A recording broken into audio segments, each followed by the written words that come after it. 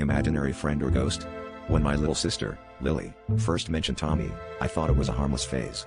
Imaginary friends come and go, especially when you're 6 and still believe in magic. But Tommy seemed different. He knew things.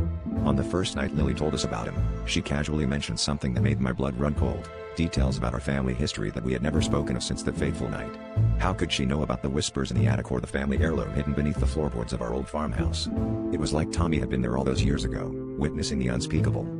At first, I dismissed it as coincidence, but then Tommy's knowledge became unsettlingly specific. Lily would sit in her room, whispering to Tommy for hours, and afterward, she'd emerge with chilling insights. Once, she spoke of a time our grandfather disappeared for a week, only to return with a haunted look in his eyes.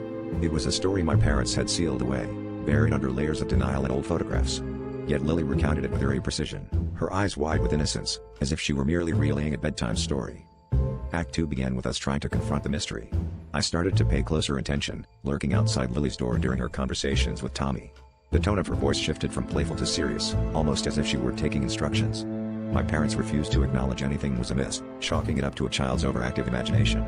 But I knew better. I began to investigate, diving into family records and dusty journals, hoping to find a connection, a way to explain how an imaginary friend could know so much. What I found was a name, Thomas, a distant relative with a dark past, whispered about in hushed tones by older family members.